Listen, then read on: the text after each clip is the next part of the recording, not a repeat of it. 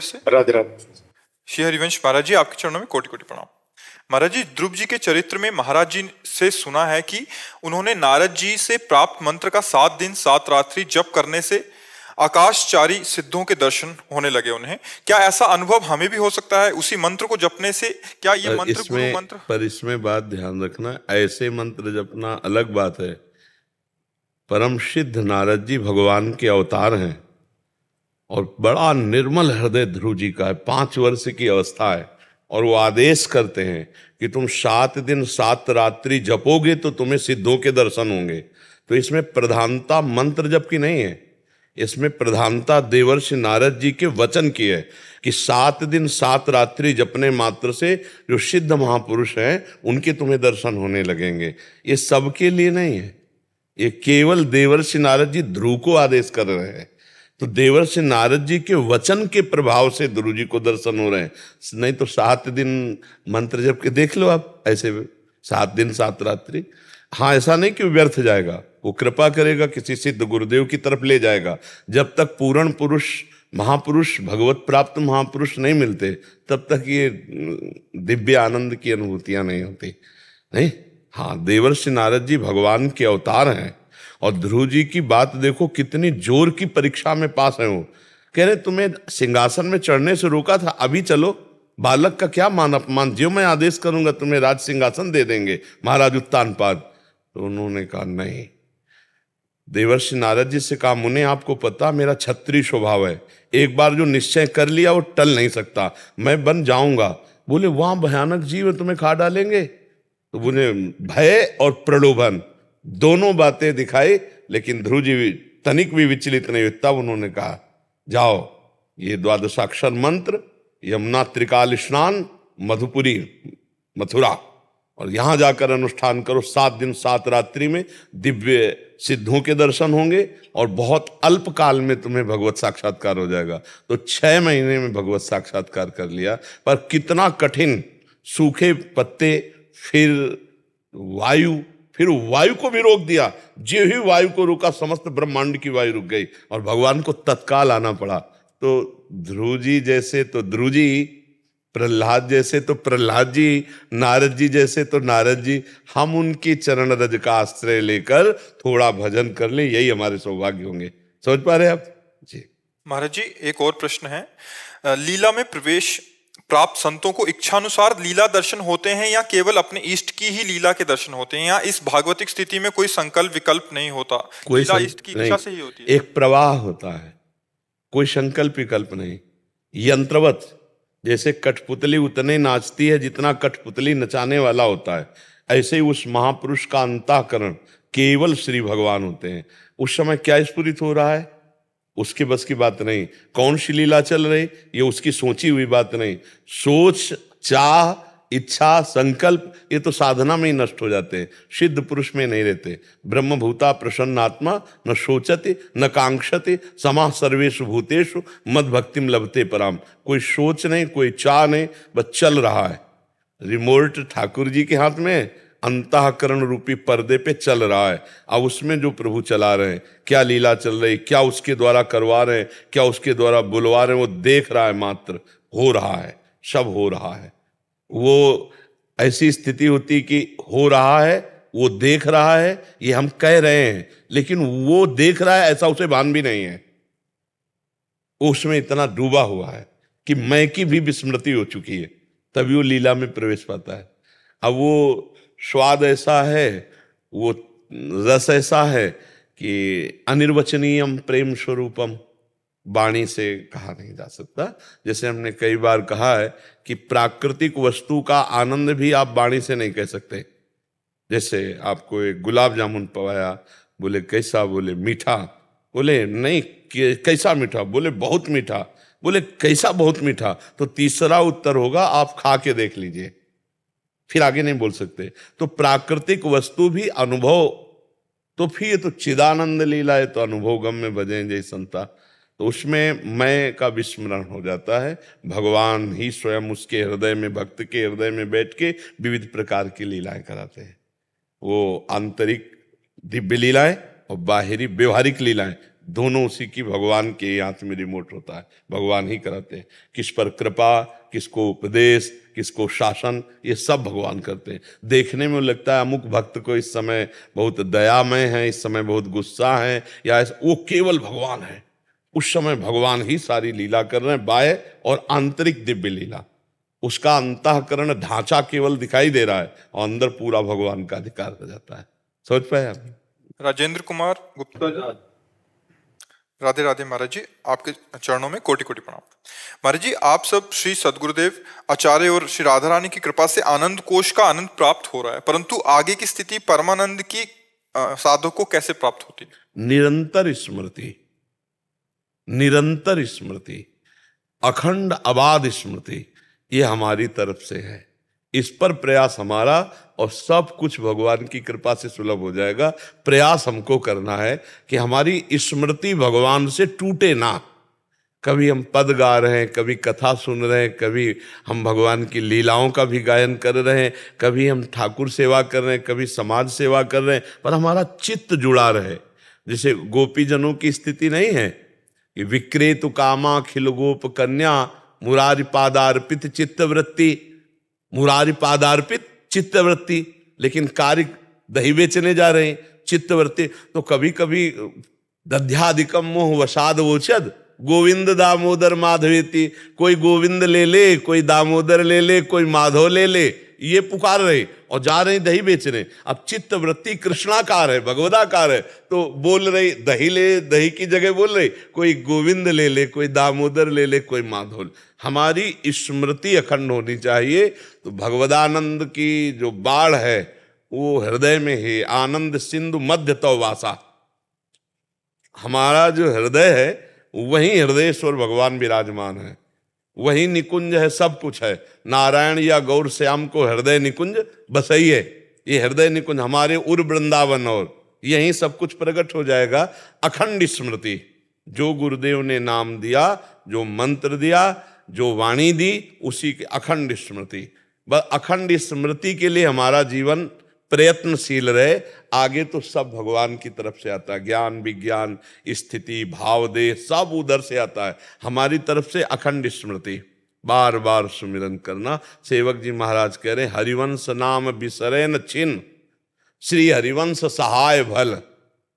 एक क्षण भी नाम न बिसरे तो सहायता उनकी है। फिर देखो कैसे परमानंद की बाढ़ आती है। हम हर समय स्मरण परायण रहें।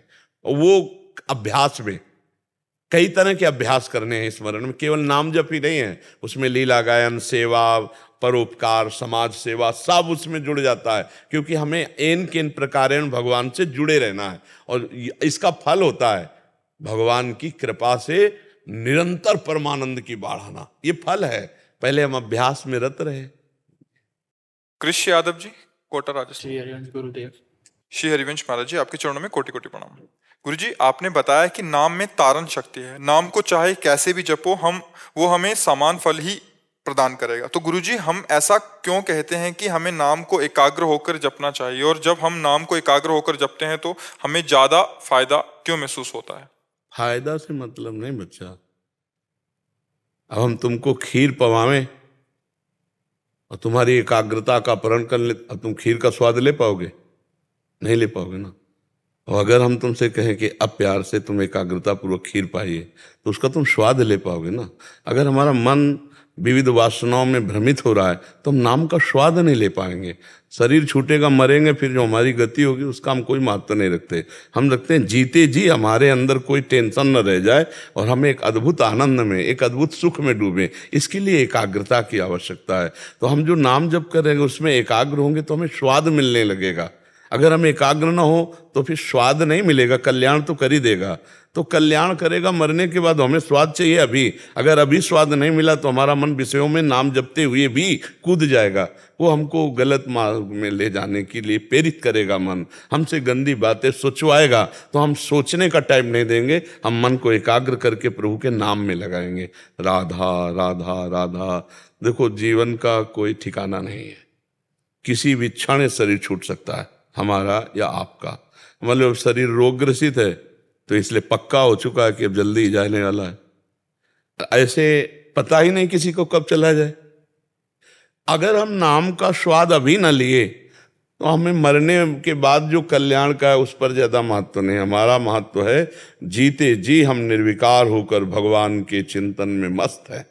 भारी से भारी कष्ट की परिस्थिति में भी हम आनंदित हैं। मृत्यु का भय उपस्थित होने पर भी हमारे अंदर कोई भय न हो, तब तो हम भजन कर रहे हैं। अब चित्त डोलेगा संसार में और नाम जब कर रहे हैं तो हमारे को ये बल थोड़ी मिलेगा निर्भय होना, निश्चिंत होना, निशोक होना, आनंद से प्रफुल्लित हो जाना, रोमांचित हो जाना। इसके लिए कह रहे हैं। देखो बच्चा, जब क्लास में एक में विद्यार्थी की भर्ती होती है और वो पार्टी में गोली डंडा खींचता है तो टीचर कहता है शाबाश और टाफी देता है। लेकिन वो कई दिन अगर वैसे खींचता रहे तो थप्पड़ मारा जाएगा। ये इतने महीने हो गए, तू इतना ही चल रहा है। तो प्रारंभ में ये शाबाशी दी जाती है। भाव कुभाव अनख आलसहु, नाम जपत मंगल दिसि दसहु। ये तो है शाबाशी।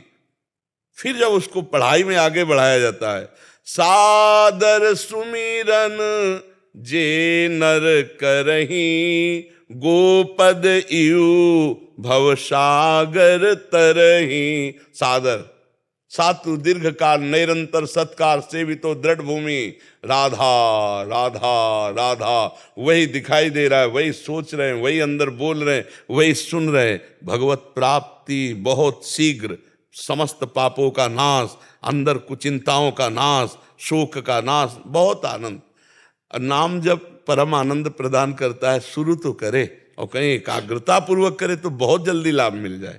इसलिए कहा जाता है मन लगाकर जप करो। समझ पा रहे हो आप जी? महाराज जी, ऐसे और कार्य करते हुए भी हमारा मन नाम में एकाग्र हो, इसके लिए हमें कैसे अभ्यास करना चाहिए? पहले तो हमें जबान पर ध्यान देना है। 3 प्रकार से नाम जप होता है, वाचिक, उपांश और मानसिक। हम वाचिक राधा राधा राधा राधा राधा राधा राधा राधा राधा राधा राधा राधा धीरे धीरे जबान चल रही और आवाज बाहर निकल रही। फिर इसको अब हम जप रहे हैं, ऐसा लग रहा है जप रहे हैं, क्या जप रहे हैं पता नहीं। अब इसमें बहुत बढ़िया है, कोई जान भी नहीं सकता और हम कार्य भी कर रहे हैं, सोनी लगा रहे हैं या जो भी कार्य कर रहे हैं, जो भी कार्य कर रहे हैं अंदर ही अंदर जबान से नाम जप कर रहे हैं उपांशु से और कार्य कर रहे हैं। इससे अभ्यास बन जाएगा और जब अभ्यास बन जाता है तो अब देखो चल रहा है, कोई परिचय नहीं कि हम नाम जप कर रहे हैं और अंदर वो चल रहा है। हमारे नेत्रों के सामने ध्यान में वही नाम है और अंदर नाम। अब हम सब कार्य कर सकते हैं, आपसे बात भी कर रहे हैं। हम आपके माइंड दिमाग में राधा नाम लिखे, मस्तक में राधा नाम हमारे दिमाग में लिखा, तुम्हारे मस्तक पे लिखे राधा। अब बात कर रहे हैं आपसे, हमारी दृष्टि में राधा। 1 मिनट के लिए, 1 सेकेंड के लिए भी नाम नहीं छूट रहा। अभ्यास अभ्यास अभ्यास योग युक्तेन चेतसा नान्यगामिना। जब हम ऐसा अभ्यास कर लेते हैं कि हमारा चित्त भगवान के नाम के सिवा कहीं जाए ना, तो हर कार्य करते हुए, जब युद्ध करते हुए नाम जब हो सकता है तो हर कार्य करते हुए। उपांश में ज्यादा ध्यान दीजिए, जबान हिले और ओठ बंद रहें तो इससे बहुत लाभ प्राप्त होता है। समझ रहे हैं आप जी? शशिकला श्रावू जी, राधा वल्लभ श्री हरिवंश परम पूज्य महाराज जी, आपके चरणों में कोटि कोटि वंदन। महाराज जी, आपके श्रीमुख से सुना है कि एक बालक यदि सच्ची भक्ति करता है तो 21 पीढ़ियां तर जाती हैं। तो महाराज जी, यदि माता पिता भक्ति करें तो बच्चों को भगवत प्राप्ति हो जाएगी? बच्चे नाम जप नहीं करते या फिर बहुत कम जप करते हैं तो भगवत प्राप्ति हो जाए तो देखो, 2-4 माला जपना या 2-4 बार तीर्थयाटन करना, ये सब दान पुण्य, ये सब इनका कोई ज्यादा महत्व नहीं है हमारी दृष्टि में। जो 21 पीढ़ियों वाली बात है वो भगवत साक्षात्कार करने पर है। आवागमन से मुक्त जो महापुरुष है वो बिल्कुल सत्य है। जो 21 पीढ़ियों का वर्णन बिल्कुल सत्य है। भगवान की प्राप्ति उस वंश में किसी को भी हो जाए तो 21 पीढ़ियां तर जाएंगी, चाहे वो बालक को हो जाए या पिता को हो जाए, किसी को भी हो जाए, पर भगवत प्राप्ति हो जाए। ये 2-4 माला या तीर्थयाटन या महाराज नृग का नाम सुना है? क्या सुना है? तो दान कर बहुत करते थे, खूब स्वर्ण से सजा के, और ब्राह्मणों को पूरा मकान और ब्याह और सब व्यवस्था करते और एक गाय जो दान नहीं लेता था, ऐसे ब्राह्मण की गाय किसी तरह उनके गौशाला में पहुंच गई और वो किसी ब्राह्मण को दान कर दी। और वो दान लेकर जब जा रहे थे तो जो ब्राह्मण की गाय थी जिसकी गौशाला में चली गई, उसने कहा ये गाय तो मेरी है। तो उसने कहा ये गाय तो अभी महाराज नृग ने दी है। तो दोनों महाराज नृग के पास आए। जिसको दी थी उसने कहा महाराज नृग आपने हमें दी? बोले हाँ दिया। तो बोले जिसकी गाय थी उसने कहा मेरी गाय है। तो उनका मुझे इसका पता नहीं, क्योंकि बड़ी गौशाला है, आपकी छूट के गाय आ गई होगी। तो हमने जिसको दान की है इसको ले जाने दो, 1000 गौएं ले लो। उनका हमने कभी दान लिया नहीं, हम तो अपनी गाय लेंगे। और वो ब्राह्मण हठी जिसने दान लिया था उसने कहा हम लेंगे तो यही गाय लेंगे, नहीं तो हम नहीं लो। उनका 1000 गाय तुम ले लो, छोड़ दो ये गाय। नहीं छोड़ा।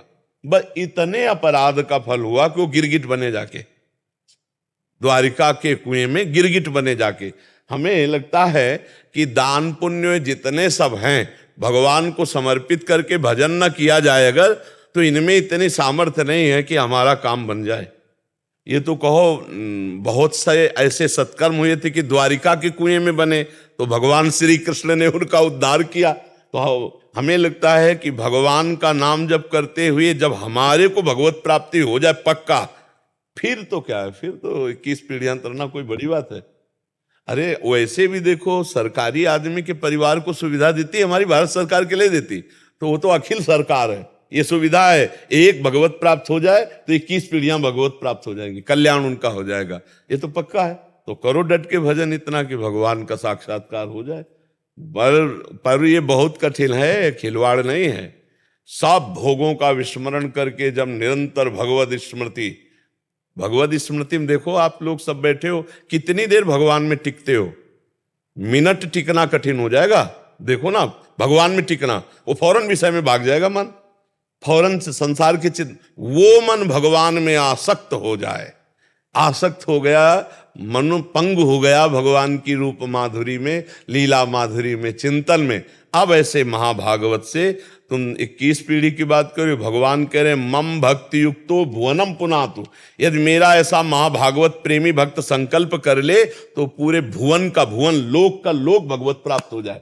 लोक मम भक्ति युक्तो भुवनम पुनात। देवर्षि नारद जी ने कहा सा तरति सा लोकान तारयति। वो स्वयं तर जाता है, स्वयं तर जाता है, वो लोकों को तार देता है। पर कठिन है भगवत प्राप्ति, भगवत प्राप्ति कठिन। निरंतर भजन करना, भोगों का त्याग करके अन्य कोई स्मरण न रहना, केवल भगवान का स्मरण रहना, ये बहुत वर्षों के अभ्यास से भगवान की कृपा से होता है। नहीं देख लो, 1 मिनट भगवान में नहीं टिक सकते, कितना कठिन है। सबसे बड़ा विश्व का कठिन काम है भजन। लोग कहते हैं माला घुमाने में क्या है, आओ बैठो, हम जैसे कह रहे वैसे माला घुमा के दिखाओ। सामने राधा नाम लिखो अपने दिमाग में, और आंख से उसी को देखते रहो, और कान से उसी को सुनो, और अंदर से वही बोलो, और हर एक मन का उतना ही सकले जितना राधा बोला। अभी देखो तुम्हारा मन कहेगा ये माला रखा है, और भागेगा संसार में। लगा के देखो, सबसे कठिन काम दुनिया का मन को संसार से हटाकर भगवान में लगाना, सबसे कठिन काम। आप बताओ, है ना कठिन काम? सबसे कठिन काम है मन को भोगों से हटाकर भगवान में लगाना। भोगों में लगाओ, 3 घंटे फिल्म चला लो, बिल्कुल आनंद से बैठे रहोगे, कोई परेशानी नहीं रहेगी। और 3 घंटे कमरा बंद करके माला लो, देख लो कितनी बार आपको खड़ा कर देगा, कितनी बार खिड़की से झकवाएगा, कितनी बार क्या क्या सोचवाएगा, आप देखो ला। तो ये मन को भगवान में लगाना सबसे, और भगवत प्राप्ति तो फिर गुरु कृपा, इष्ट कृपा, निरंतर भजन से इससे हो जाता है। जी धन्यवाद। राधे श्याम, धन्यवाद।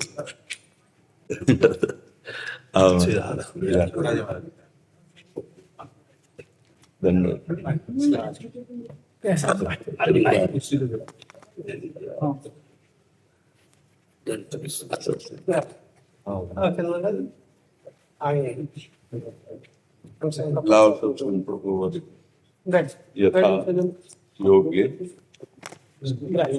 हमें ऐसा लगता है चरणों में बैठे अच्छा लगेगा हमको। शरीर की अस्वस्थता के कारण ही ये नहीं, आप सबके चरणों में बैठने में जो सुख है इसमें बैठने में नहीं सुख है। एक मिनट में माँ जी थोड़ा परिचय बता दे रहे। आप ब्रह्मचारी जी, सतु संप्रदाय के मानसी ब्रह्मचारी महाराज जी, अखिल भारतीय अखिल, हाँ, धारावाहिक त्यागी के हमारे श्री महंत जी जी, और अध्यक्ष भी रहे कई बार। आप भी महाराज जी श्री चतुर संप्रदाय व्यक्ति वैश्य मंडल है, उसके 2 बार आप अध्यक्ष रहे। परम पूज्य श्री सच्चिदानंद जी महाराज जी, आप श्री कलाधारी महाराज जी के शिष्य हैं। आप श्री परम पूज्य श्री नित्य गोपाल दास महाराज जी के शिष्य महंत हैं, और कई आश्रमों की सुरक्षा व्यवस्था आप देखते हैं। संतों से तो विश्व की सुरक्षा व्यवस्था हो रही। अगर अपने संत जन ना हो तो विश्व असुरक्षित हो जाए। प्रारंभ से ही संतों से ही विश्व सुरक्षित रहा है। ऊपर से देखो ना तो चक्रवर्ती सम्राट महाराज दशरथ तो वशिष्ठ जी, श्री जनक जी तो सदानंद जी, दैत्यों में तो शुक्राचार्य जी विराजमान है, देवताओं में तो बृहस्पति जी विराज। ऊपर से व्यवस्था जो है वो महाराजों से ही होती रही है, राजाओं के ऊपर महाराजा। तो ये जो संत जल है ये सब महाराजा है, इन्हीं के प्रताप से हाँ हमारा विश्व सुरक्षित है। ये जो पापाचरण करते हुए भी प्रकृति इनको सुविधाएं दे रही है, वो संतों के प्रताप से दे रहे हैं।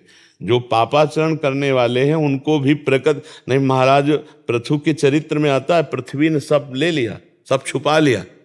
जब पापाचरण होता है और भजन नहीं होता तो माता पृथ्वी सब अच्छी अच्छी वस्तुएं अब जैसे छुपाने लगी।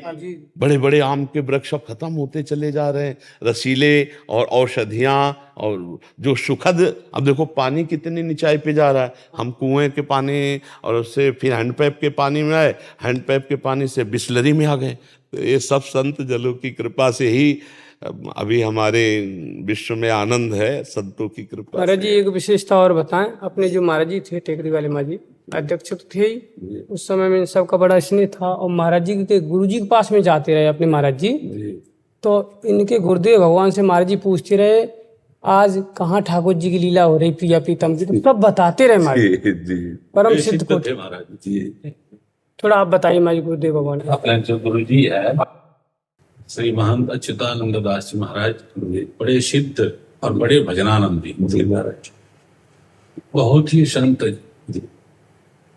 बहुत ही मतलब जी, वो लीला स्मरण करते थे। और लीला स्मरण में उनको ये मालूम पड़ जाता था इस समय ठाकुर जी कहाँ पर विराजमान, प्रिया जी के साथ इस समय कहाँ लीला, कौन सी लीला कर रहे, कहाँ कर जी। तो रोमांटिक महंत जी जाते थे, पूछते थे इस समय ठाकुर जी कहाँ पर है विराजमान जी। तो सब कहते थे इस समय ठाकुर जी राधा कुंड में है जी, इस समय ठाकुर जी बरसाने में हैं, इस समय प्रिया जी के साथ विहार कर रहे हैं। बहुत ही लीला स्मरण उनका अतुलनीय जी। जब चित्त का पूर्ण रूप से अपने आराध्य देव में तन्मया स्थिति आती है तो ये स्थिति आ जाती है जहाँ विस्मरण है संसार का और विस्मरण है मैं का भी। तब ये जो स्थिति है ये उपासक के हृदय में अपने आप जागृत हो जाती है।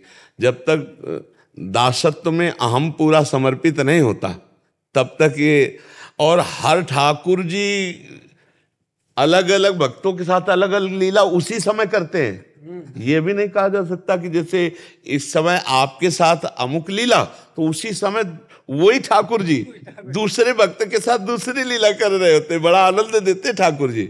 और एक सबसे बड़ी बात है इस कलयुग में जी ठाकुर जी का प्रत्यक्षीकरण बड़ा मुश्किल है जी। महाराज जी बहुत सरल है प्रभु। हम इस विषय पे कहते हैं कि आप संतों के वचन प्रमाण होते हैं। बहुत सरल है प्रभु, इसको आप इसलिए कि हम डर जाएंगे सब।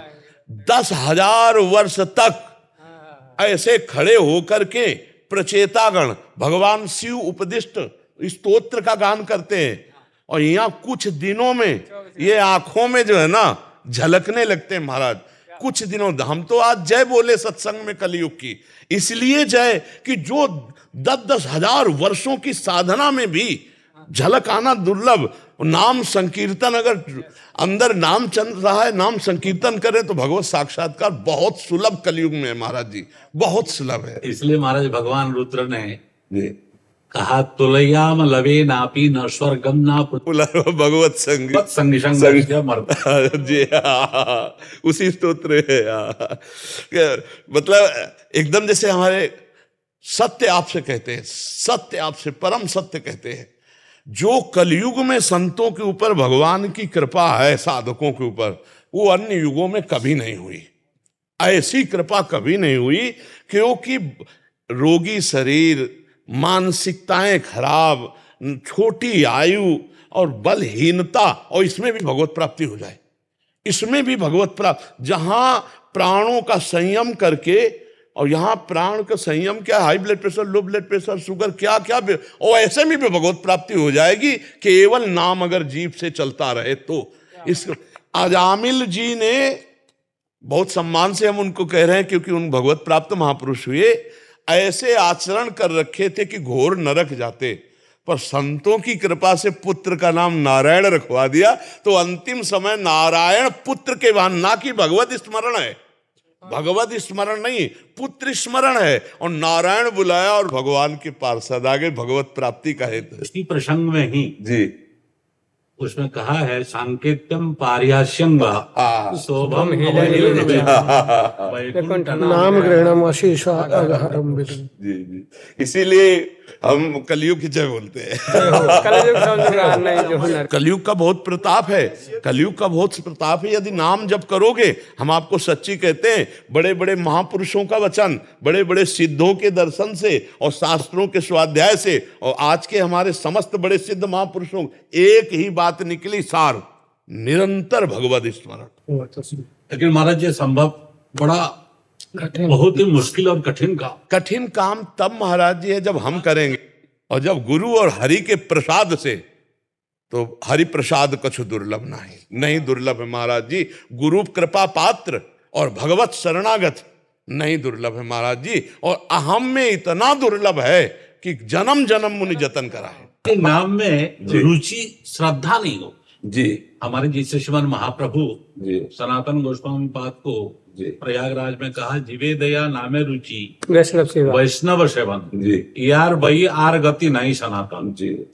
वो नाम में रुचि नहीं होता महाराज जी। अगर हमारा लक्ष्य बन जाए भगवत प्राप्ति सत्संग से, वही जो बड़े बड़े तीर्थयाटन, बड़े बड़े साधन, बड़े बड़े व्रत, बड़े बड़े धर्मानुष्ठान जो समानता नहीं कर सकते सत्संग की, भगवत प्रेमी महात्मा के व्रतांसी यज्ञ छंदांसी तीर्था नियमा यमा यथा वरुंधेत सत्संगा सर्व संगो पहो इमाम। अगर सत्संग से भगवत प्राप्ति का दृढ़ निश्चय हो जाए और हमारे हृदय में महत्व भगवान का बैठ जाए, महत्व, जैसे अभी हम भक्त अपने को कहते हैं, लेकिन महत्व पूरा भगवान का नहीं होता, तभी विस्मरण हो जाता है। क्योंकि कोई भोग आया और भगवान का विस्मरण हुआ तो भोग महत्वशाली हो गया, ना कि भगवान।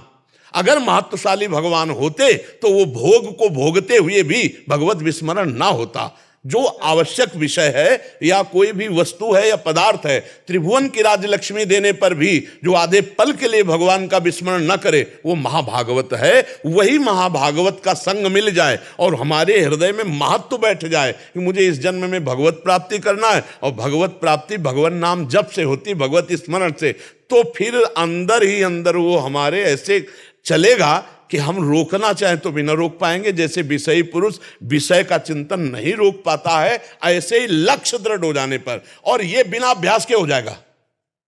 एक बड़ी गूढ़ बात है, लक्ष्य दृढ़ हो जाए गुरु कृपा से तो अभ्यास करना नहीं पड़ेगा, भजन निरंतर चालू हो जाएगा। जैसे एकादश स्कंद में तितिक्षु ब्राह्मण, पहले कोई न सन्यासी था, न कोई साधक था, न किसी भी तरह का धर्मानुष्ठान करता था, लेकिन जब सर्वस्व नष्ट हुआ और हृदय से आर्त भाव से भगवान की शरण में हुआ तो ब्रह्मबोध संपन्न महापुरुष हो गया। कोई वेदांत नहीं पढ़ा, कोई अनुष्ठान नहीं किया, और उसका गीत स्वयं भगवान श्री कृष्ण गा रहे हैं एकादश स्कंद में तितिक्षु ब्राह्मण की कथा। तो इससे ये पता चलता है कि तत्कालिक महापुरुषों के संग से जो तात स्वर्ग अपवर्ग सुख धरी तुलाय कंग तुलनताय सकल मिल जो सुख लो सत्संग, एक विषयी पुरुष भी बिना अभ्यास के भगवत प्राप्ति की लालसा से युक्त हो सकता है। और लालसा जागृत हुई जहां तो फिर नाम नहीं छूटता। उठते बैठते चलते फिरते खाते पीते सोते जागते हर समय एक पीड़ा बनी रहती है, इसी से भगवत प्राप्ति होगी। अब ये छूट गया तो फिर क्या, तो फिर वो ऐसा मतलब स्वाद आने लगता है कि वो छोड़ नहीं सकता। इसमें खास कृपा भगवत प्रेमी महात्मा के संग की है।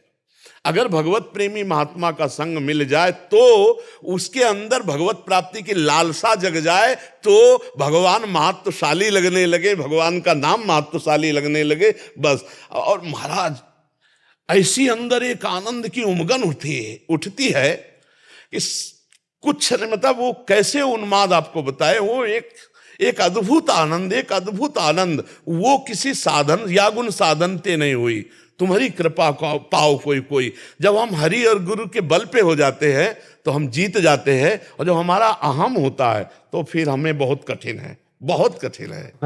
फेसबुक में मैं थोड़ा देख रहा था, हमारा जब मुझे थोड़ा संदेह हो रहा है, इसलिए मैं आपसे पूछ रहा हूँ जी। तो आपने कहा था जी जे भगवत प्राप्ति में दीक्षा की जरूरत नहीं। महाराज जी, इसका कारण यह है कि जहां भी नाम सुनने को मिलेगा किसी न किसी महापुरुष के मुख से निकला होगा, और आप नाम जपना शुरू कर दीजिए और नाम आपको गुरुदेव तक पहुंचा देगा, गुरुदेव आप तक पहुंच जाएंगे। तुम्हें कुछ चिंता नहीं करनी, तुम्हें केवल नाम जपना। हम केवल नाम पर जोर देते हैं। अगर राम बोले तो राम को बोलने वाले शास्त्रों सिद्ध महापुरुष हुए, जो राम राम बोले शास्त्रों सिद्ध महापुरुष हुए। हम राम राम जप करें तो हमारे जितने भी राम जपने वाले सिद्ध महापुरुष हैं वो हमें संत का दर्शन करा देंगे। आपका समर्थन मैंने किया इसलिए किया महाराज, हमारे चैतन्य चरितमृत में जी एक बड़ा सुंदर चौपाई है जी, दीक्षा पुनर्चर्या विधि अपेक्षा ना करे। हाँ वो पढ़ा, ये भी पढ़ा। पहले सवाई उद्धरी, बहुत इंपॉर्टेंट जी चौपाई है जी। अगर हम नाम में प्रीति कर लें, नाम को पकड़ लें, तो हम वो मानते हैं कि किसी न किसी महापुरुष से निकला हुआ है। उसके जो भी नाम आप शिव राम हरि कृष्ण ऐसे नाम जापक सिद्ध हुए हैं कि जो खूब चिल्ला चिल्ला के बोले हैं, तो हम वही नाम जप कर रहे हैं। तो जितने हम जैसे राम राम शुरू करें तो जितने राम नाम जापक हैं वो सब हम पर कृपा करेंगे और आगे से आगे मार्ग हमको देते चले जाएंगे, और अब गुरु मिल जाएंगे, दीक्षा हो जाएगी। सब हो, दीक्षा बाहरी ही नहीं होती, आंतरिक भी दीक्षा होती है। जहां साधक लड़खड़ाता है वहां सिद्ध अव्यक्त महापुरुष आकर उसे उपदेश दे देते हैं, ये जपो ये करो आगे बढ़ जाओ आगे। हाँ आगे। तो इसीलिए हम कई बार कहते हैं कि तुम्हें नाम पर केवल ध्यान देना। अच्छा, कंठी बंधवा ली, मंत्र ले लिया और तिलक आदि भागवतिक वेश धारण किए और आप भजन नहीं करते, मनमानी आचरण करते तो भगवत प्राप्ति नहीं होगी। नहीं, और हम कहते हैं कि मानो कंठी नहीं धारण किए, तिलक नहीं धारण करे और वो खूब राम राम जप रहा है, भगवान मिल जाएंगे। देखो, भगवान को जब पुकारा जाता है तो भगवान पहले संतों के रूप में आते हैं। आज तक किसी को भगवत साक्षात्कार हुआ जहां तक हमने देखा तो कोई न कोई महापुरुष पहले रहा है। उनके बीच में देखो प्रचेतागण जा रहे हैं तो बिना बुलाए शंकर जी आगे, बिना बुलाए परम वैष्णवाचार्य भगवान शिव आकर के उपदेश कर, प्रहलाद जी नारद जी आप उपदेश गर्भई में शुरू कर दिए, ध्रुव जी जो चले नारद जी आ गए बिना बुलाए। ये तो संत महापुरुष ऐसे हैं कि बिना बुलाए हेतु की कृपाल जबरदस्ती उसको भगवत मार्ग दे देंगे। तो जो नाम जपना शुरू करे वो जान ले कि वो नाम आप किसी न किसी महापुरुष से सुनेंगे। जैसे हम कह रहे राधा राधा जपो, तो ये हमारा थोड़ी कहा हुआ है, आचार्य परंपरा से चला रहा, पूरा वृंदावन के सिद्धों ने इसका स्वाद लिया है। तो राधा राधा कोई हमारा रचना थोड़ी है, हमारा प्रकट किया हुआ थोड़ी है, ये तो आचार्यों का प्रकट किया हुआ नाम रस है। ये वृंदावन के पत्ते पत्ते में छाया हुआ है, अनादि परंपरा। हाँ, तो जो इसका गान करेगा तो जितने महापुरुष राधा नाम से सिद्ध हुए वो सब कृपा करेंगे राधा नाम जापक के ऊपर। जितने राम नाम जप रहे सब सिद्ध महापुरुष उन पर कृपा करेंगे। और ऐसा उत्तम महाभागवत देखता है जो नाम जापक है कि किस प्रकार से उसका सिद्धों का दर्शन होता है। नाम जाप देखो, देवर्षि नारद जी ने बताया कि 7 दिन में तुम्हें सिद्धों के दर्शन होने लगेंगे द्वादशाक्षर मंत्र से। हम अगर तन्मयता पूर्वक नाम जप करें तो बड़े बड़े सिद्धों के दर्शन होंगे, और सिद्धों के दर्शन का मतलब है भगवान मिलने वाले हैं। भगवत प्रेमी महात्मा का दर्शन का मतलब भगवान मिलने वाले हैं, और भगवान मिलने के पहले सिद्धों के दर्शन होते हैं। जैसे विभीषण जी राम जी का साक्षात्कार तब कर पाए, पहले हनुमान जी का साक्षात्कार हुआ तब राम जी का साथ। और हमें बहुत प्रसन्नता है कि भगवान ने हमें कलयुग में अवसर दिया भगवत प्राप्ति। बहुत प्रसन्नता है, ये धन्य है कलयुग। और आपको बताएं, अगर भगवान से आप जुड़े हुए हो तो कलयुग का कोई भी प्रतिकूल व्यवहार आप नहीं देखोगे। और अगर भगवान से विमुख हो तो देखो भगवान का फिर आपको बहुत पिटाई करेगा। हाँ, झूठ, चोरी, बेविचार इसी में फंसा देगा और आपको फिर दंडित करेगा। और अगर आप भगवान के प्रिय बनकर के अनुकूल चलो तो आप देखो कितनी सुविधा है भगवान की, कि कहाँ कठोर तप करके भगवत आनंद की अनुभूति करते। हम आज 4 जन बैठ के भगवत चर्चा करते तो फूलन नहीं समा रही। वो आनंद जो बड़ी बड़ी यज्ञों के करने के बाद जटाएं धूमिल हो गई। शौनक जी कह रहे सूत जी से मुझे नहीं मिला, लेकिन आपके श्रीमुख से भगवदानंद जो कथामृत है, अरे मुझे आप सुनाओ महाराज, आप सुनाओ महाराज। तो ये तो बहुत कलयुग की धन्य महिमा है, जो नाम जप से, कथा कीर्तन से हमें भगवत प्राप्ति सहजता पूर्वक हो जाती है। हम जैसे जैसे भगवान नाम चिंतन करते हैं वैसे वैसे इंद्र नील मणि झलकने लगते हैं। आप देखो तो जप के तो देखो, पर बस जो महाराज जी ने कही कि रुचि नहीं होती, रुचि भोगों की तरफ, इसलिए नाम छूट जाता है। नहीं तो अगर पकड़ लो तो महाराज माला माल हो जाओ। बाहरी और भीतरी दोनों संपत्तियां, बाहरी और भीतरी दोनों संपत्तियां, यही परलोक सकल सुख पावत मेरी सो भैया कृष्ण गुण संचू। यही परलोक और बाहरी और भीतरी दोनों संपत्तियां नाम में छुपी हुई है। जब के कोई देखे राम नाम मणि दीप धर जी देहरी द्वार, तुलसी भीतर बाहर जो चार। हाँ, स्कंद में स्पष्ट कहा है महाराज, यस्यास्ति भक्तिर् भगवत् किंचन सर्वैर् गुणैः तत्र समासते। जी जी जी जी जी। क्या महाराज तत्वदर्शी जो आत्म प्रबोध जिसको हो गया है, तो वो शरीर और संसार दोनों को देख सकता है क्या? नहीं महाराज जी, क्या जगा हुआ पुरुष स्वप्न की स्मृति को प्राप्त होता है क्या? सुंदर सुंदर। पर दृष्टि अलग, दृष्टि अलग अलग, दृष्टि अलग। जीव जग जग या जानी तवे जीव जग जागा, जे जाने जग जाए हेराई और जागे जथा सुपल भ्रम जाई। हाँ, पहले संसार जिस रूप में दिखाई दे रहा था वो रूप नहीं रहता है, पर हाँ वो रूप नहीं रहता। पहले रस्सी में सर्प था, अब रस्सी दिखाई देती है। मत्ता परतरम नान्यत किंचिदस्ति धनंजय, वो एकमात्र प्रभु दिखाई। महाराज जी, व्यवहार में फर्क होता है क्या? आपको हम सच्ची बताएं, उससे व्यवहार और परमार्थ जो कुछ होता है केवल भगवान से होता है। अंतःकरण में भगवान बैठे होते हैं, वही करा रहे होते हैं, कुछ नहीं। बिल्कुल ना एक चेष्टा होती है, और बहुत सी सब धर्म पूर्वक चेष्टाएं होती है। न एक शब्द बोलता है, और बहुत से प्रवचन भी होते हैं, बहुत से विश्व लेवल के कार्य भी होते हैं, लेकिन वो कोई करता नहीं होता। केवल भगवान ढांचे के अंदर भगवान बैठकर केवल कर रहे हैं। उससे पूछो तो वो। अच्छा, प्रारब्ध कर्म जो है भोगने के लिए जिनको बाध्य होना पड़ता है क्या महाराज? जब भोगते नहीं बचा तो बाध्य किसको होना पड़ेगा? भोगते नहीं बचा, कर्तव्य खत्म। जब कर्तव्य नहीं बचा तो भोगता ही नहीं बचा। मैं इसलिए आपसे पूछा, हमारे गुरुजी जाते समय, अंतिम समय 100 साल में गए, 2 महीना थोड़ा बिस्तर में पड़े रहे। नहीं तो महाराज जी एक बार पूछे, इनके जो हनुमान टिकरी वाले महाराज जी बहुत प्रसिद्ध थे वो, मतलब आप तो इतना साक्षात राधा रानी का साक्षात्कार किए हैं, ठाकुर जी का साक्षात्कार किए हैं, इतना कष्ट क्यों पार? उन्होंने भागवत का जो 10वां स्कंद में है तत्तेनुकंपाम समुख्यमाणा, इसका उदाहरण दिया। मतलब ये भोगने के लिए बाध्य, क्योंकि विशेषकर जो भक्त है, साधक है, वो भोग लेते हैं इस जन्म में। महाराज ज्ञानी को भी शरीर में प्रारब्ध आता है, ज्ञानी को भी आता है प्रारब्ध। बड़े बड़े ज्ञानी महापुरुषों, तत्व ज्ञानियों को भी देखा है, गंगा किनारे है ना, तो शरीर की दशाएं होती। पर महाराज जी शरीर दशा में वो नहीं होते। शरीर की दशाएं तो देखिए, लेकिन शरीर दशा में वो नहीं होते। एक अद्भुत आनंद रहता है। तो उठे हुए महापुरुष, हाँ, मतलब कैसे बताए कि श्री जी ऐसी ऊंचाई पे बैठाल देती कि जितने ताप हैं वो सब होते रहते हैं, लेकिन उसको छू नहीं पाते ताप। वो एक अद्भुत आनंद में। देखो, प्रवचन करना, प्रवचन सुनना, ये एक अलग क्षेत्र है, और स्थिति आना एक ये अलग क्षेत्र है। स्थिति पे कोई भी द्वंद्व नहीं रहता है, निर्द्वंद स्थिति होती है।